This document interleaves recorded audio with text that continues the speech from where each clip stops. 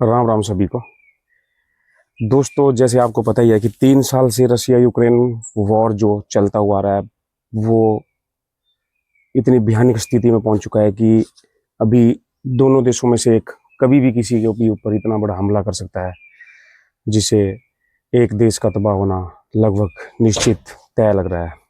हिस्सा था उन 15 देशों में शामिल था जिनको मिला के यूएसएसआर देश बनाया गया था। 70% हिस्सा रशिया के पास, बाकी देश टूट गए थे। मतलब 15 देशों को मिलाकर जो यूएसएसआर का जो हिस्सा था उसको 70% रशिया ने अपने पास रख लिया और बाकी छोटे छोटे वो देश अलग कर दिए गए। 1991 से 2014 तक सब सही था, बिल्कुल दोनों देशों के बीच में सब कुछ सही था। यूक्रेन से रूस नहीं चाहता था कि यूक्रेन नाटो में शामिल हो और नाटो के जो नेता प्रेजेंट में थे वो नाटो में मिलना चाहते थे। नाटो में मिलने की बात यह है कि जो देश हैं नाटो में 32 देश, उनमें से अगर किसी भी देश के ऊपर कोई भी देश हमला करता है तो वो नाटो देशों के ऊपर हमला माना जाता है और उस तरह से उन देशों के ऊपर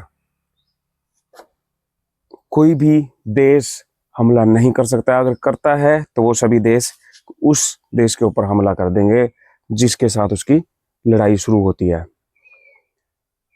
इसलिए रशिया चाहता था कि मेरा पड़ोसी देश यूक्रेन नाटो में ना मिले, लेकिन अमेरिका ने ये चाल चली थी कि यूक्रेन को अपने साथ मिलाने के लिए, क्योंकि यूक्रेन के जरिए अमेरिका हमेशा से रशिया को दबाना चाहता है कि रशिया बहुत ही पावरफुल कंट्री है जो अमेरिका को टक्कर देती है और अमेरिका इस चीज़ को दबाने की कोशिश करता रहा है हमेशा से। और वो यूक्रेन को नॉलेज नहीं है, यूक्रेन के नेताओं को पता नहीं है, पूरी तरह से यूक्रेन को बर्बाद कर दिया गया है और उसमें अमेरिका की बहुत बड़ी चाल थी।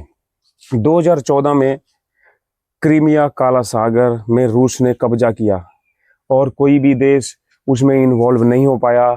यूक्रेन और रशिया के बीच जो युद्ध हुआ 2014 में, उसमें क्रीमिया के ऊपर और काला सागर में रशिया ने पूरी तरह से कब्जा कर लिया और उसमें कोई भी देश यूक्रेन की मदद में नहीं आया। उसके बाद G8 में जो एक संघ है जिसमें बड़े बड़े देश हैं, उसमें ब्रिटेन, फ्रांस, इटली और ऐसे देश जो उसमें शामिल थे, लेकिन रशिया को उसमें से बाहर कर दिया गया। 2017 में नाटो को ज्वाइन करने की यूक्रेन की जिद ने इस बार रूस को इतना भयंकर गुस्सा दिलवा दिया कि रूस के राष्ट्रपति व्लादिमीर पुतिन ने डायरेक्ट बिना सोचे समझे यूक्रेन के ऊपर हमले करना शुरू कर दिया, जिसमें अमेरिका के भूतपूर्व राष्ट्रपति उन्होंने यूक्रेन को हवा में उड़ा दिया और यूक्रेन ने उनकी जद में आके अपने देश की तरफ से हमले करना शुरू कर दिया। और यूक्रेन को जब तक मदद मिलती रही बाकी के देशों से, नाटो देशों से, तब तक यूक्रेन सही रहा और यूक्रेन युद्ध लड़ता रहा है आज तक। तो दोस्तों, ये बहुत बड़ा विवाद बन गया और अमेरिका और रूस की लड़ाई के बीच में यूक्रेन पिसता हुआ गया है, पिस रहा है।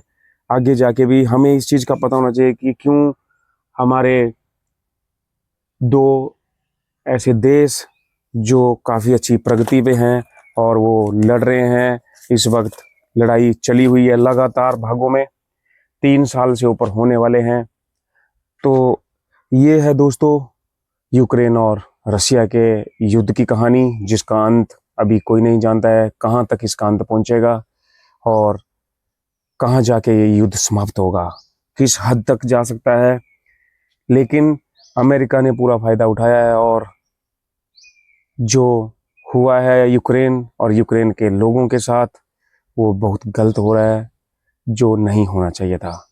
बेकसूर लोग मारे जा रहे हैं, जिसमें बहुत ही भयानक तरीके से शहरों शहरों में बम गिराए जा रहे हैं, लड़ाई चली हुई है। तो दोनों में से एक देश को तो पहल करनी पड़ेगी अगर अपने नागरिकों के बारे में सोचते हैं, और नागरिकों के बारे में सोचना बहुत ज़्यादा ज़रूरी है। तो ये था यूक्रेन और रशिया के 3 सालों से चले आ रहे युद्ध का एक छोटा सा विस्तार जो मैंने आपके साथ शेयर किया। जय हिंद।